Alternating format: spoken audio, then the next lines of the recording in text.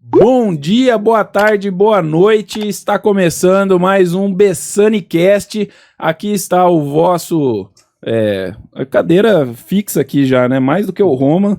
Felipe da Flyme Consultoria. Bessani, né? Da Bessani Softwares. É isso, e a gente está com convidados mais do que especiais. Eu fiquei muito feliz para gravar esse episódio aqui, porque eu falei assim, cara, como eu quero ouvir a história desses caras aqui. Verdade. A gente tá aqui com o Marcelo Rodini, da Casa Timone. Legal, e a Cissa. Eu sou a Cissa, Maria Cecília Rodini, da Casa Timone. É isso aí. E então já se inscreve no canal, deixa o like aí, compartilha pra gente poder divulgar isso para mais pessoas. Bom, Marcelo e Cissa, a Casa Timone, para quem tá ouvindo a gente, porque tem gente que às vezes é de outra cidade e não conhece. O que é a Casa Timone? A Casa Timone, ela é uma loja tradicional de Rio Claro. Já, se for considerar desde a época do meu tataravô, a gente tem mais de 125 anos de tradição. E a gente fornece soluções e produtos para empresas, indústrias, para fábricas, para tudo. Para todo mundo que precisa, a gente consegue uma solução. É a quarta geração ou a terceira? Quarta, né? Quarta geração já. Né? A gente até perde a conta. Tanta geração, a gente já... Ele começou com o que, o seu tataravô? Até para peças para animais, né? Para sela, não era? Na verdade, quando o nosso tataravô veio para cá, ele começou a trabalhar com questão de curtume, produtos em couro, né? Então... Teve uma fábrica de sapato também, então... Junto com a Casa Timone.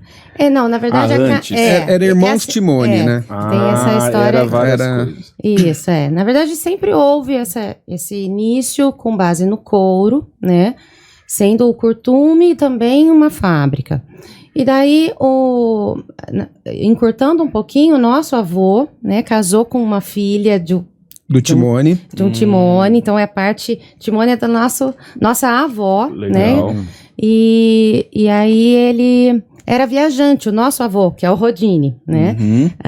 Ele era viajante e atendia aqui a região, conheceu a minha avó, aí casaram, e a família da minha avó, muito grande, acabou, os irmãos se separaram, e meu avô com a minha avó, e o meu pai um pouco, meu tio ficou mais, o Sérgio Solinha, que é bastante conhecido, que tomou a frente de, não, vamos ficar com essa loja, nós vamos seguir com isso, né? Então, houve essa separação da família, e o que ficou mesmo foi a Casa Timone, que foi foi originada dessa família inicial Timone, então, ou seja, existe uma sequência de Timone, sempre, mas o negócio acabou tomando esse formato com o Rodini, que é meu avô, né, que era viajante, que tinha esse tino comercial diferente, e meu tio sempre ficou na loja, o Solinha, e meu pai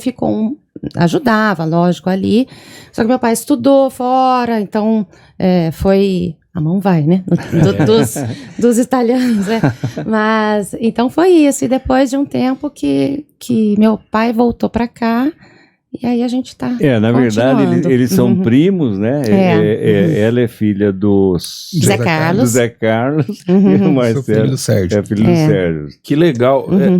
Aqui em Rio Claro, quem tá ouvindo aí de fora não tem noção, tem que vir para Rio Claro para entender. Ou para Araras, né? Que a gente tem. Verdade, Araras também. Mas aqui eu sempre penso assim, tudo que você imaginar que você precisa, primeiro vê se tem lá, porque é impressionante, tem muita coisa. E quando a gente começa entra dentro daquela loja, eu falo assim, gente, mas não é possível. Eu chego, primeiro que na pandemia não dá nem pra entrar na loja, porque o pessoal faz aquela fila e eu falo, caramba, eu preciso comprar alguma coisa na Timone e eu tenho que ficar, a fila tá dando no outro quarteirão, todo mundo compra lá, é impressionante, cara. Mas hoje vocês estão na administração do negócio, vocês estão atuando na empresa? A gente faz praticamente de tudo um pouco lá. Eu fiquei mais na parte do meu tio.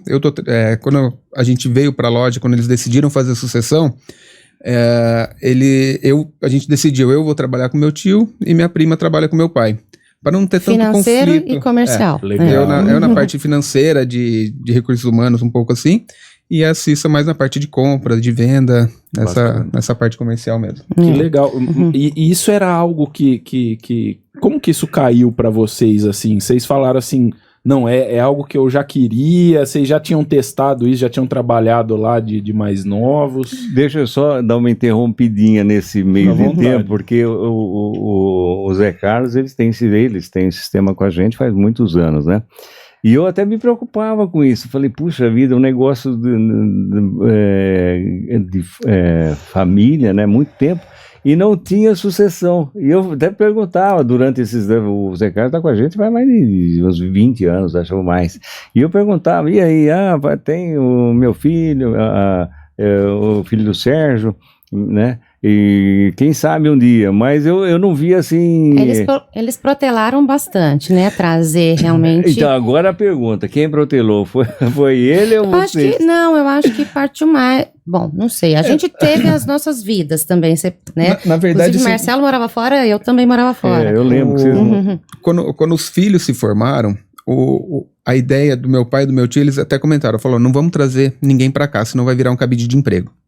Então vamos tentar deixar eles voarem sozinhos, vamos deixar eles seguirem o rumo deles e depois a gente vê o que vai acontecer. E eu sempre falei pro meu pai, pai, quando você precisar, você me chama que eu volto. Eu trabalhava fora. Eu sempre também falei. Eu nem sabia que ele falava, mas eu falava também. Eu brincava de loja quando era pequena, morava fora, eu brincava, punha meus irmãos assim, um era o comprador, o outro era o caixa, então assim, era uma coisa que eu gostava, o Marcelo também, então, isso a gente acho que reflete nessa excelente relação que a gente tem, porque a gente tem uma diferença de 10 anos, né? Eu sou 10 anos mais velha, então a gente não interagiu tanto enquanto criança, mas a gente tem uma sintonia muito boa, um respeito muito grande um pelo outro, então era para ser nós dois mesmo, Marcelo. Sim, com certeza. E deu certo, tá dando certo, eu acho que também um segredo disso, que era uma preocupação deles, trazer e dar certo, né? Então, quem que a gente vai trazer? E quem a gente trouxer vai dar certo? Essa relação mesmo, porque ali, uma semana parece que passou um mês, porque é muita coisa que acontece que tem a ver com tanto de coisa que a gente vende, né? Sim. Que a gente nem falou ainda o que é, né? Mas a gente tinha essa preocupação de que a gente desse certo mas acho que o segredo é muito respeitar o que eles construíram, né? Esse feeling que eles têm. Então a gente não vem com uma vontade de inovar tanto, é transformar o que dá certo, modernizar, mas respeitando esse negócio que dá certo, né? Dá certo. Que legal. Eu imagino, você falou do que a gente vende, né? Você é comercial, então você vai entender mais do que eu. Mas deve ser uma preocupação muito grande, né? Porque eu vejo a variedade lá, mas existe uma preocupação muito grande de, se eu puser isso aqui só por colocar...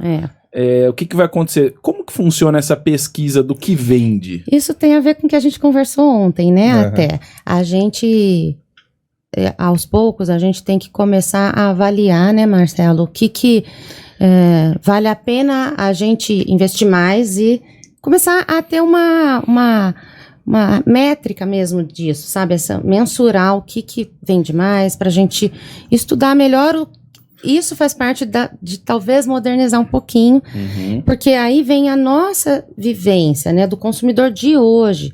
E isso que você falou tem a ver, porque tem muita gente que fala, aí não tem, mas se aí não tem, tem aonde? Aí a gente tenta indicar sempre onde tem. Então tem isso, tem gente que liga para saber aonde tem, porque e a gente é uma instrução que a gente passa para os funcionários. Não fala assim, não sei. Pergunta para alguém mais antigo para dar uma referência, né? Eu lembro quando eu era mais novo, quando eu tinha que fazer trabalho de escola, precisa de isopor para não sei o que, para fazer um planetário, vai lá. Eu preciso de tesoura, cola, vai lá. Eu preciso de borracha para vedar, vai lá na Timone. Cara, é impressionante, né? E eu achei curioso, porque a gente fez um episódio conversando, e o Bez, ele usou tática contrária do que vocês fizeram. E eu fico feliz de saber que deu certo. Ele usou o contrário, ele falou assim, ó, a Fernanda com 14 anos eu pus na Bessani, a empresa tem 30 anos, a Fernanda tá voando lá, programadora, tal, sócia da empresa, e o Roman também, acho que 16 anos, né? 16 anos, ele falou assim, não, de cedo eu falei assim, ó, senta aqui, o Roman até tentou alçar voos em outros lugares, mas ele voltou e falou, não, é aqui que eu quero ficar. E de certa forma foi muito parecido com vocês, mas para vocês isso ficou mais, tipo, não, pode escolher, né? E porque eu tenho mais 2 irmãos e ele tem mais um irmão, né? E daí, diferente, acho que talvez também da história da Bessani, é que aí é uma família, né? Aqui eram 2 famílias. Então a gente... era mais 5 filhos, né? Aí tem um fator, né? Mas também não quer dizer que pode dar certo, porque às vezes dá super certo sendo da mesma família, às vezes não dá tanto, e às vezes juntam-se sócios que são totalmente diferentes e dá certo também. Eu acho que tem muito do que você quer, de você assimilar o porquê você tá ali, né? Fazer dar certo. E quando a família é grande, assim, eu não sei, talvez seja até pessoal, se vocês não quiserem responder, vocês não respondem. Mas a empresa, assim, quando ela é familiar, o pessoal tende a diminuir um pouco, a gente tava falando sobre isso, o pessoal tende a diminuir um pouco a empresa familiar, achando que por ela ser familiar, ela não é boa o bastante. Talvez seja por causa que as pessoas não têm inteligência emocional para gerir conflitos. Né? E daí isso vai para a família, isso vira um problema na mesa de família, né? Vocês conseguem separar bem isso? Ou vocês falam assim, não, a gente tem famílias, mas cada um mora numa cidade, então a gente não tem tanto contato, é mais nas reuniões periódicas, ou não, a gente passa muito tempo junto e a gente teve que desenvolver isso, como é que é? Assim, na verdade, que nem o meu irmão mora em São Paulo, o irmão dela também. Tá. Eles estão sempre juntos lá. Eles se reúnem. Acabaram tendo filhos da idade meio próxima, apesar do meu irmão ser mais velho um pouco, e interagem lá socialmente. Eles também estão na empresa? Não, só nós. Não. Okay. A empresa ficou só eu e a Cissa. E eles trabalham em outra empresa, meu irmão trabalha na Avon, o Fernando trabalha na Qualcomm, e a Bia, a prima dela, é veterinária. E minha irmã. Não é minha prima, é minha irmã. Sua prima. Legal. Minha prima, Isso. Ela é veterinária e tem uma clínica aqui em Rio Claro. E tá super bem também com a clínica.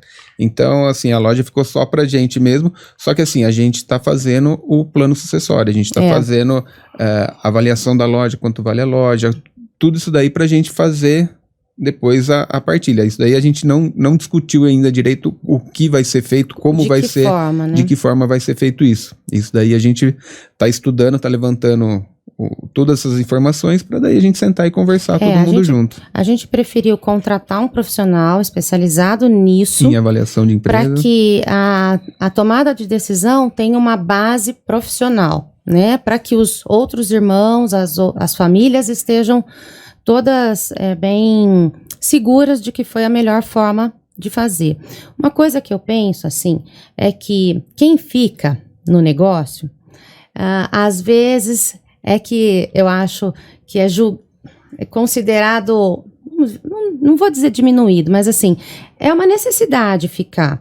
Mas eu vejo como uma oportunidade tão grande, eu não me vejo diminuída profissionalmente por ter me colocado à disposição e ter sido definida como uma... De forma alguma. Porque tem um peso muito grande, né? Tem um esforço bastante grande nosso, lógico, né? Mas deixa eu até essa pergunta foi em função de que quando eu comecei, eu me senti assim. Porque eu comecei do 0, né? Então eu demorei para entender que a empresa não era mais de fundo de quintal, mas eu demorei, mas a culpa era minha, e até minha esposa sempre falava, aliás, ela sempre falava, não, você tem uma empresa, mas eu não enxergava isso, então por isso que ele fez essa pergunta. Entendi. Né? Então eu me sentia, eu achava que era uma empresa de fundo de quintal, sempre. Aí eu me conscientizei, não, peraí, a empresa é grande. né? Mas eu demorei para entender isso. Aliás, é um problema das pequenas empresas sair disso. Então, eu até falei no podcast anterior que o tamanho da empresa é limitado pela cabeça do dono. Né? Às vezes sim. Eu tinha. Não, isso é comum. Até tem um livro que chama O Mito do Empreendedor, fala muito claro isso. E eu entendo que eu segurei o crescimento da minha empresa por muitos anos. Por causa dessa mentalidade. Exatamente. Eu falei pra ele, eu falei assim, ó, vai ser muito especial esse episódio, por quê? Eu vou aprender muito, tô aprendendo porque minha empresa, meu CNPJ tem 2 anos praticamente. Eu já fazia essa atividade de consultoria antes, mas abri o CNPJ, 2 anos, muito novo. 30 anos de empresa, 130 anos de empresa. Eu falei assim, nossa, eu vou lá só sentar e observar, né? Porque... apesar de 130 anos, a gente tá há 4 anos, né? A gente voltou fazem 4 anos. Faz 4 anos que a gente tá... A gente assumiu no final do ano, hoje, agora você já fez. O Marcelo veio antes um pouco, porque como eu tenho meus filhos, tenho meus filhos na escola, então, e ele tava nascendo, a filha. Minha filha então, ia nascer, tipo, naquele mês que eu voltei, que eu pedi as contas lá e voltei. E os meus minha filha estava no primeiro colegial, meu filho, acho que 6º ano, então, eu falei, não, eu tenho que terminar pelo menos o ano letivo deles, onde eles estão, porque a mudança minha foi muito grande, porque eu tenho 2 filhos, né, então eu mudei de emprego, de casa, de cidade, eles de escola, eu tive que administrar muito bem, eu não sou mais casada, mas tenho uma boa relação com meu ex-marido, pedi para ele, venha conversar junto para essa mudança, para que eles entendam a importância que é, né, essa mudança da gente para cá, assim como o Marcelo também, né, a gente sofre um pouquinho porque a gente estava perto dos pais e eles às vezes julgando a gente como um estagiário e a gente já tem uma bagagem grande de outra experiência, né? Mas foi uma conquista para todos, né? Eles também vêm, acho que hoje com bons olhos, eles gostam dessa energia que a gente traz, né? São mais flexíveis hoje do que há 4 anos, quando a gente... Porque, assim, acho que era um medo muito grande, a gente quer mudar tudo. E não é essa a ideia. A gente tinha muito claro, a família toda tem muito claro a importância de ter seguido desse jeito. E dá para seguir desse jeito, que foi feita essa história, e dando pitadas que a gente aos poucos vai assimilando, aprendendo como fazer na raça, errando, acertando, né, e testando. Eu particularmente eu quero dar os parabéns para você, porque vocês assumiram uma bucha lá, né?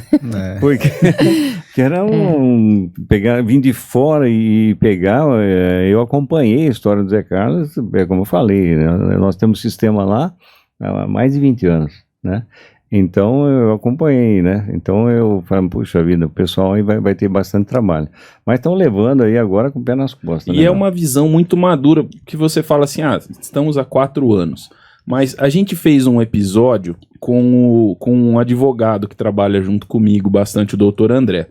E a gente falou sobre a importância de você pensar na sucessão da empresa. Porque assim, mercadologicamente falando, sua empresa tem poucos destinos. Ou você vai comprar ela, ou ela vai ser comprada por alguém, então você vende, ou ela vai quebrar, certo?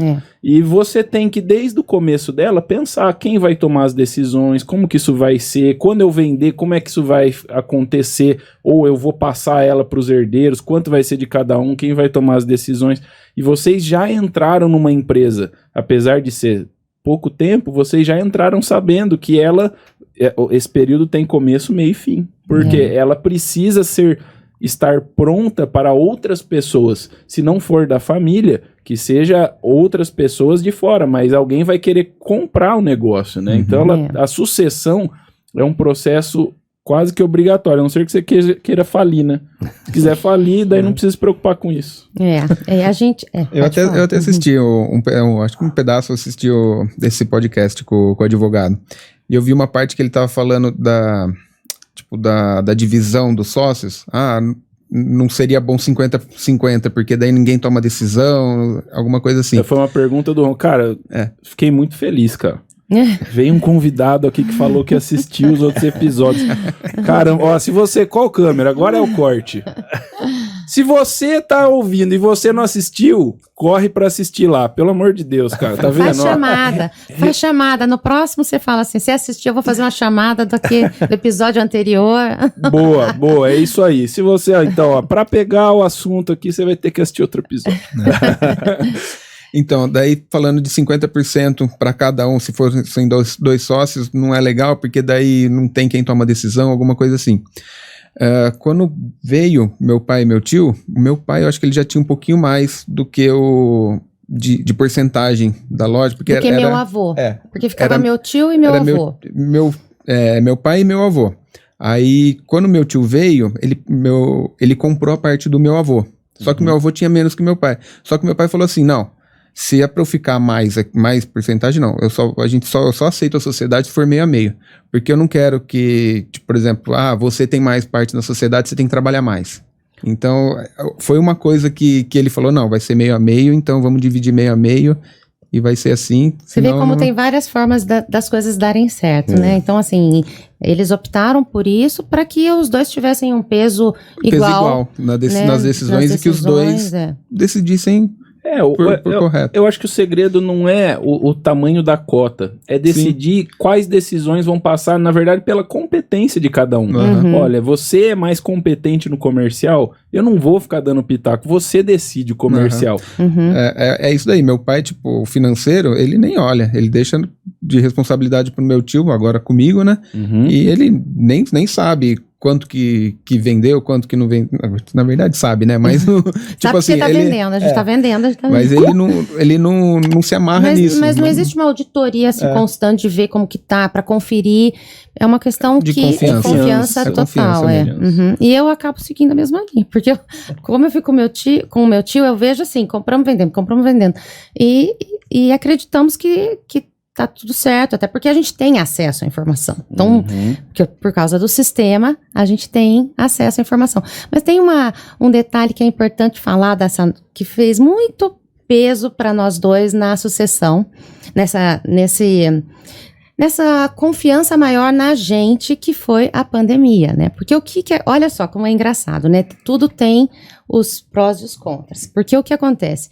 Com a pandemia, os dois não puderam ir para a loja por um tempo, porque a gente nunca parou, né? A gente ficou com a porta fechada na famosa portinha da Avenida 6, que o pessoal ia lá, então a gente ficou uma semana, só nós dois, na empresa inteira, assim, atendendo telefone, respondendo e-mail, não dava, porque o que acontece? As indústrias não pararam, e a gente atende muito as indústrias, então, pessoa física ainda houve uma queda maior. E daí, aos poucos, a gente foi chamando. Chama mais 3 funcionários, porque não dá pra gente ficar atendendo ao telefone, porque o pessoal pedia. E daí, por causa disso, várias decisões que a gente precisou tomar, nós dois ali dentro, do que a gente achava que dava para fazer naquele momento. Sim. Então, eles se viram, eu acho, pela primeira vez, meio de mãos... Assim, depois do que a gente foi pra lá, né? Assim, tinha que confiar de que a gente tava tomando aquela decisão. Então, assim, a gente mudava o horário, a gente chamava tal pessoa, a gente mudava turno, abria, fechava. Era a gente que tava vendo, então é uma experiência que a gente conversou bastante até, que eles não viveram. Então, por incrível que pareça, uma loja com tanta história, com tanta coisa que já passou, essa eles nunca tinham passado. Quem passou fomos nós. Então, eles tiveram que acreditar que a gente estava sentindo que era aquilo que, lógico, a gente compartilhava, né? Que a gente tem um grupo no WhatsApp, como todos. Como todos. O grupo da família é o grupo da empresa. O grupo Mas então isso trouxe pra gente essa necessidade de respirar fundo, temos que confiar na gente, que a gente está tomando a decisão de trazermos essas pessoas, porque trazer pessoas, voltar funcionários, implicava em colocá-los também numa situação vulnerável pela saúde. Então, era um negócio que a gente tinha que ter muita, assim, olha, muito cuidado, né? Não adianta chamar alguém que está num grupo de risco, que na família tem gente de risco, porque a pessoa estava exposta numa coisa que até hoje a gente está sofrendo, né? Uhum. Então, a gente sempre conversava e o que faz, o que a gente pode tomar de decisão para aos poucos ir voltando a funcionar de uma forma minimamente possível para manter a empresa, que por causa disso a gente conseguiu não demitir ninguém, nem em nenhuma das duas lojas. Que legal. Né? Então, não estou dizendo que exclusivamente em função disso, porque a empresa tem uma boa saúde para manter, mas a gente poderia ter tido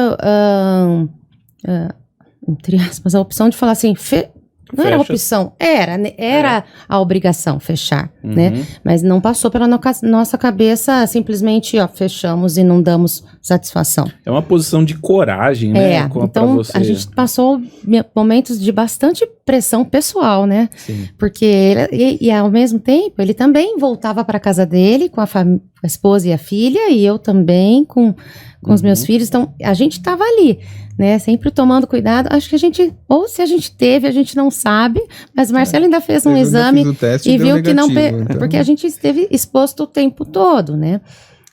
E deu certo, graças a Deus deu tudo certo, mas foi uma experiência diferente nessa história tão longa, né? Que acho que fortaleceu bastante nós dois dentro da empresa, nós dois ficarmos mais seguros de que algumas coisas a gente tem que tomar frente mesmo, né? Valeu. Eu creio que deu até mais segurança para os pais de vocês, né? Em relação a vocês, né? Porque eu acho que eles acham, será que eles vão conseguir, né? Mas tinha um medo, porque eles estavam realmente de mãos atadas para ver ali dentro como que podia funcionar, né? Então, mas a gente compartilhava tudo, né? Sim. Com eles mas foi tenso, viu? Minha coluna deu uma travada. Mas no fundo era o que você falou, ninguém estava pronto, porque eles também não viveram isso. Exato, Ninguém sabia o que fazer, né? E no ramo de consultoria, eu também, quando eu estava trabalhando, eu falei assim, gente, acabei de abrir minha empresa, é agora que eu fecho, porque quem que vai investir em consultoria? Mas é o que eu falei um tempo atrás. Crise mais consultoria financeira, tinha tudo para dar certo. Eu cresci muito, ainda bem. Graças a Deus, Mas muita gente, nessa parte aí que eu até falei, poxa, vocês foram muito corajosos. Eu vejo muita gente, na hora de gerir o negócio, eles têm a competência, eles têm um negócio que funciona, eles têm um público, uma marca construída, mas eles não têm inteligência emocional ou coragem para sentar e falar assim, não, eu vou tomar a decisão e se der errado, tá tudo bem, todo mundo erra, eu vou acertar e vou fazer isso dar certo. E eu acho que isso é um dos segredos, porque você tá falando, a gente tá pensando em o que mais precisa colocar, muita gente, todo mundo procura a gente para saber se a gente tem ou a gente conhece. E o mercado cresce muito, né? Esse negócio de China, Shopee, Mercado Livre, eu acho que afeta muito talvez a visão de planejamento de vocês. Como que vocês têm encarado o futuro assim nas mercadorias que vocês... Bom, às vezes é algo que vocês nunca pararam para pensar. Na verdade, a gente sempre pensou em entrar nesse mercado no e-commerce. No e-commerce. Né? Só que daí a gente começa a pensar, a gente vai ter que deixar um funcionário só responsável por fazer a embalagem, fazer a venda. Então a gente ainda não tomou, não bateu o martelo ainda para falar, não, vamos partir por e-commerce. Para estar seguro para entrar nesse formato, né? Mas eu acho que é uma tendência, a gente tem que criar coragem para assumir isso, fazer uma experiência com alguns produtos que são mais fáceis da gente administrar. Que a gente consegue controlar mais o estoque também de alguns produtos, porque às vezes você vende lá na loja e vai vender no online e não tem. É diferente, né? É completamente diferente. E ontem mesmo a gente também falou até um pouco disso, a gente tem por hábito na loja, uma tradição de ter a mercadoria pronta entrega, né? A gente tenta ter muito. Por isso que ela sempre tá sempre muito cheia. E quando tá meio faltando, a gente dá uma aflição. A gente não sabe se... Ai, vendeu tudo e tem que repor. Porque para ela a gente poder atender. E às vezes também não ter o produto leva para a internet. Sim. A pandemia também teve esse movimento de migração que pessoas que não tinham o hábito de comprar pela internet ou mesmo no WhatsApp acabaram se arriscando e criando mais coragem de comprar online ou por internet, enfim, pelo WhatsApp. Então a gente também tem que ter esse cuidado para não ficar fora, né? Então eu acho que a gente pode começar a experimentar algumas coisas. Que legal. Porque a gente já passou por uma situação totalmente diferente, que foi o vender pelo WhatsApp. A gente tinha computadores lá, todos conectados para o pessoal, para os funcionários responderem. Então teve um mini treinamentinho, a gente fazia um roteirinho que eles tinham para seguir. Porque a gente tem assim, a gente não corta nada, a gente tem algumas regras, a gente não corta nenhum produto antes, para pessoa física principalmente, porque depois a pessoa não vem buscar, eu tô com o material cortado num tamanho que não vendo aquele pedaço, entendeu? Sim. São particularidades muito do negócio mesmo. Sim. Mas a gente pode criar regras que viabilizem isso, né? Da amplitude de produtos que vocês trabalham, não é tudo também que dá para ir pro digital. Não dá. É muita coisa, tem que ir lá. Eu tenho daqui de casa, deixa eu medir, deixa eu ver se serve. Ainda se você trouxer na loja a medida, a gente fica tão feliz, porque as pessoas chegam assim, aí, que eu falo... Não vai lá sem medida, hein? Mas eu falo brincando, o que tem gente que chega assim, eu falo assim, eu queria um negócio assim, eu falo, gente, cabe tanta coisa nesse espaço pra te atender, e chega. É assim ou assim? Não, é um pouquinho maior. Bom, aí aumentou ainda o número de coisas que eu posso... Mas a gente brinca muito disso, e a pessoa chega e fala assim, eu quero alguma coisa para uma mesa de 4, 6 lugares. Então, mas tem vários tamanhos de mesa que você... redonda, é quadrada, Mas a gente corta para mesa redonda também. Legal, que legal. Gente, o nosso tempo está se esgotando. Eu queria saber se tem alguma dica. Na verdade, a gente sempre tenta forçar, porque a gente sempre traz pessoas de peso, de know-how, com experiência que pode passar algo para a galera. Então eu queria saber o que vocês podem deixar para quem está assistindo a gente, falando assim, poxa, que legal, conheci um pouco da história da Timone, do Marcelo, da Cissa. O que vocês poderiam deixar de dica que talvez essas pessoas pudessem aplicar? Talvez amanhã, estão ouvindo, vai lançar quarta-feira às 6 horas da tarde. Vai perder? Não vai. Mas se perdeu, assiste depois, não tem problema. Não estamos com essa banca toda. Mas o que você pode deixar para essas pessoas? Talvez, olha, algo que eu aprendi na minha caminhada que você pode aplicar hoje, amanhã, para fazer. Eu acho... Eu falo muito, né? Joguei na fogueira. Pode falar, Cissa. Eu acho assim, olha, primeiro eu ouvi a experiência de quem tá antes da gente, né? Muito respeito, a gente tem muito respeito pelo meu pai, pelo meu tio. Acredita que a gente primeiro tem que ouvi-los. Então, mesmo nessa situação de pandemia, a gente dividia. Então, não dá para fazer coisas muito mirabolantes num negócio que já dá certo. Então, ir experimentando novidades aos poucos, porque a gente tinha com a gente, assim, se a gente continuar fazendo o que está sendo feito, dá certo. Então, a gente tem um caminho muito já bem trilhado, bem construído, e ter coragem, de errar, e porque você errando, você aprende de um jeito diferente, e você vai acertar.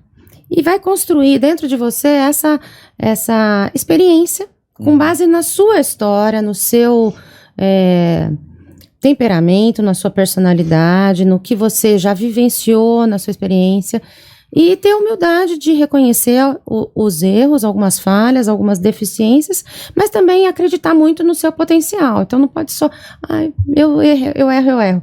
Não, eu também acerto muito, eu experimento e dá certo. Existem formas diferentes de fazer uma mesma coisa e dá certo também. Às vezes não dá certo, a gente faz de outro jeito. Mas o importante é acreditar na gente, né? Sim. E uma história de sucesso pode ser continuar sendo construída com esse novo formato. Que legal. De MCR, que nós somos os dois MCR. Marcelo Serra Rodini, Maria Cecília Rodini, por coincidência também. Então Aí já era. a gente... E dá muita força um pro outro. Sim. Eu acho que... Sempre apoiar. Sempre apoiar. É que eu falo mais com o Marcelo. Não deixa ele falar, acho, né? Sim. Não, eu sou mais quieto mesmo. Quer falar mais alguma coisa? Não, tá E aí, dito. Beth? Não, é isso aí. Então eu vou pro momento mais difícil do podcast pra mim. É achar a câmera. É essa câmera, é isso aí. Então se você gostou do nosso conteúdo, eu quero te pedir pra você curtir, comentar, tá aqui em algum lugar, eu nunca acerto, então já desisti, é aqui, ó. E ativa o sininho para as notificações. E se você ficou até o final desse vídeo, eu quero que você comente a palavra sucessão. É isso, comenta aí sucessão para eu saber que você ficou até o final do vídeo. Beleza, galera? Muito obrigado e faz aí um Bessani Cast Flix. Vamos falar um Bessani Flix aí. Assiste aí que tem muito episódio bom aí. Valeu. Abraço. Tchau, obrigada Tchau, tchau. pela oportunidade. É isso aí.